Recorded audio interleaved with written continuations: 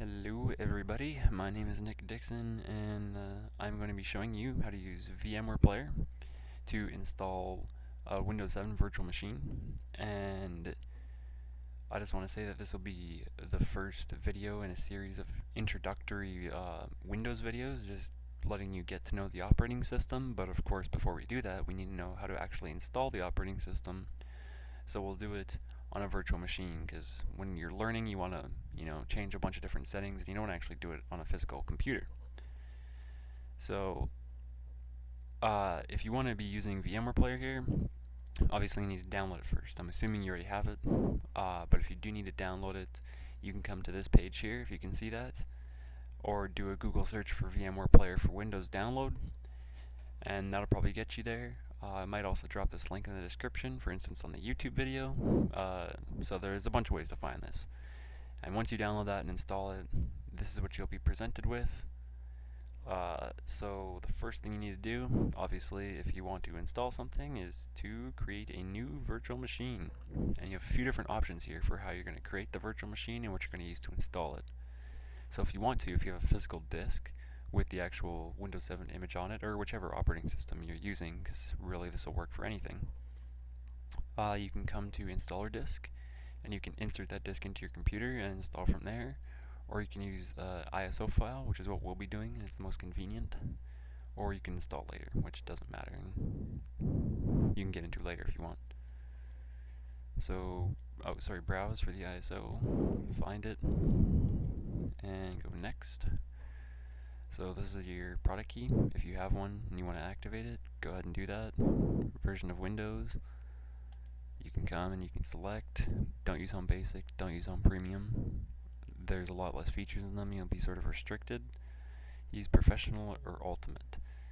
And this depends on your ISO file, by the way. You might not necessarily have these options, but I'm going to select Ultimate. And then you can make your username and password optional. I don't really care, we're just doing this for a test. You can activate your product key later, yes, continue, and the name is Windows 7 Test. So next, you select your hard drive size. I'm going to set it to 20 gigs because we're not really doing anything on there. We don't need a lot of hard drive space. And then you can split virtual disk into multiple files, like it says right here. Splitting the disk makes it easier to move the virtual machine to another computer, but may reduce performance with very large disks. We only have a 20 gig disk here, so it doesn't matter. And now, this screen. You can customize hardware, and you can choose all these sorts of different options.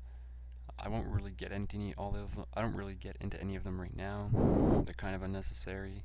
But the big one here is your memory, your RAM. Depending on how much RAM you have in your computer, you might want to bump this up. You can drag it around, or you can just click on the number to select. I'll leave it at the default 2 gigs because that'll work perfectly for me. And just leave it on power on this machine after creation.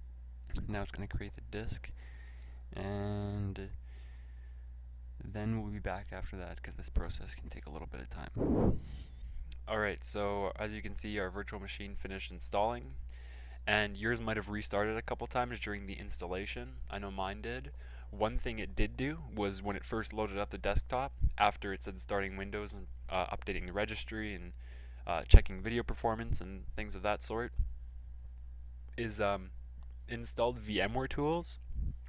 And depending on how your virtual machine Player is set up, it may install the Vmware Tools during the installation. It might ask you to do it after. It really all just depends, but you should always install it by my recommendation, unless you're just doing something really quick and you don't necessarily need it and you know what you're doing.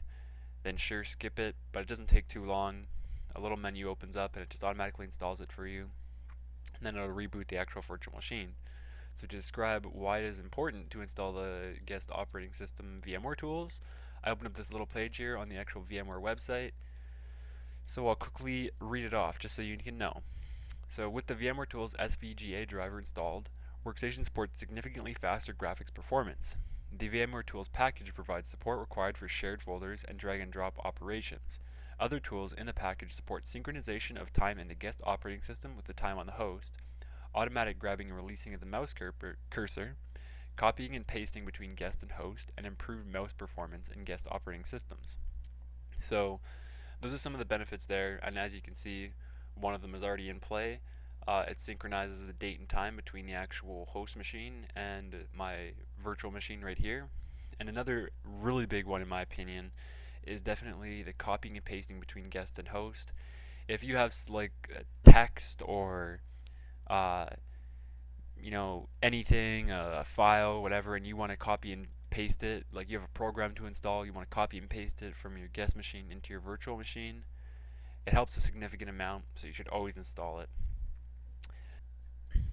One quick thing that I did want to show you actually before we end the video is that you can shut your machine down like you normally always would, or you can come up here to this pause button and you can shut down the guest, once again, normal shutdown, or you can restart the guest, which is a normal restart, but there's also the option to suspend the guest. And what this does is it saves the virtual machine state like it is right now with anything you have open, whatever you have, it'll be exactly the same the next time you open it up. So are you sure you want to suspend it and return to the library? It'll preserve your environment for later use. So it has everything open, and you can say yes, and then it saves it, it creates a file, and then as you see here, it's suspended. And if this was shut down, you could also come here and then it would just say state shut off, and you can play the virtual machine again. If it was shut down, it would boot back up, but it was paused, so it'll revert to its state, and it opens up exactly where we were. That's pretty much the end of this video. I just wanted to show you how quick and simple that installation is. There's a decent amount of waiting depending on your computer, but really when it comes down to it, it's quite simple. And this is just a clean computer right here, new install. We'll start messing around with it, learning the intricacies of the operating system, learning some navigation.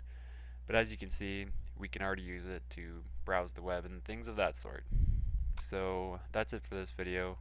Hope you enjoyed, and maybe you learned something.